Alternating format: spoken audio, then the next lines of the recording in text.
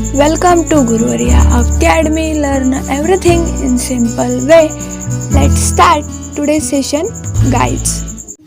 या वर्कशॉप मधला first question आहे, prepare a life sketch of doctor C V. Raman based on this lesson. Answer, doctor C V. Raman a life sketch. आपल्याला या पाठावर आधारित doctor सी.व्ही. Raman यांच्या जीवनाचे स्थूल वर्णन रेखाटायचे आहे. Dr. C.V. Raman was born in Tiruchirappalli in the year 1888. He was a bright student right from the start.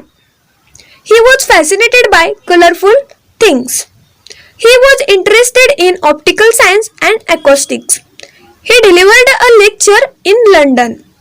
He began to wonder about the color of the sky. He was elected Fellow of the Royal Society in 1924 for his contribution to the science of optics. He announced the Raman effect in 1928. He won the Nobel Prize for the physics in 1930.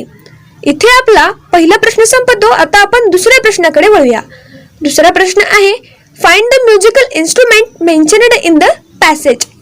Passage मध्ये जो काही musical instrument नमूद केला गेला आहे तो इथे आपल्याला लिहायचा आहे. Answer, mridangam. Third, list the scientific terms used in this passage. या पॅसेज मध्ये वापरण्यात आलेले शास्त्रीय टर्म्स आपल्याला इथे लिहायचे आहेत. Answer, optical science, acoustic, percussions, physics, molecules, optics, chemical compound, Raman effect. इथे आपला तिसरा प्रश्न संपतो. आता आपण चौथ्या प्रश्नाकडे जाऊयात. चौथा प्रश्न आहे, the information about any 5 Indian scientists using the following points. Arrange it in a tabular form. Name, place of birth, discovery or invention, awards and honors. इथे आपल्याला गुगलच्या मदतीनं 5 सायंटिस्ट बद्दल माहिती मिळवायची आहे. पण ते 5 सायंटिस्ट हे इंडियन असले पाहिजेत आणि त्यांच्याबद्दलची माहिती म्हणजे त्यांचं नाव, त्यांचं जन्मस्थळ, त्याचप्रमाणे त्यांनी कोणत्या प्रकारचे इन्व्हेन्शन्स, डिस्कवरी म्हणजे त्यांचे शोध, त्यांचे जे काही इन्व्हेन्शन्स आहेत, त्यांनी एखाद्या प्रकारची थेअरी मांडली की कशा पद्धतीचा शोध लावला तो देखील इथे आपल्याला डिस्क्राईब करायचा आहे. आणि या सर्वांचा परिणाम म्हणून त्यांना जे कोणते अवॉर्ड्स भेटले, ऑनर्स भेटले ते देखील आपल्याला एका कॉलममध्ये, एका टेबलमध्ये लिहायचं आहे. फर्स्ट सायंटिस्ट आहेत डॉक्टर ए.पी.जे. कलाम.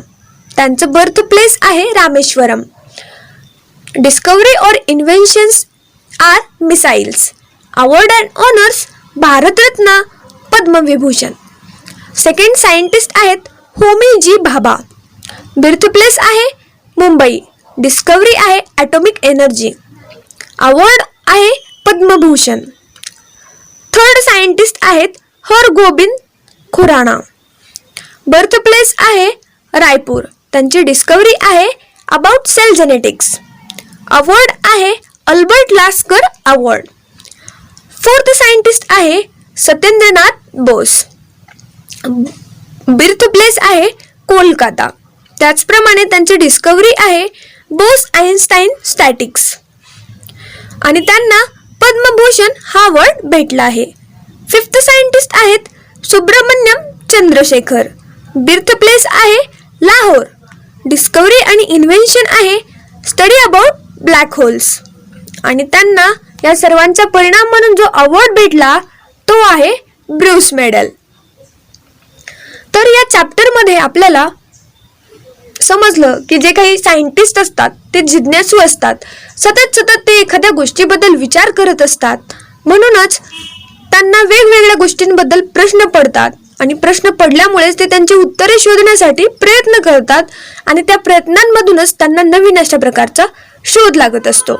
तुम्हाला देखील तुमच्या मनामध्ये प्रश्न पडत असतील तर ते देखील तुम्ही विचारा, त्या प्रश्नांची उत्तरे शोधण्याचा प्रयत्न करा, ज्यामुळे तुमचं जे काही जिज्ञासू मन आहे त्या जिज्ञासू मनाला नवीन नवीन नॉलेजची भर पडत जाईल व ते चांगल्या पद्धतीने डेव्हलप होत राहील.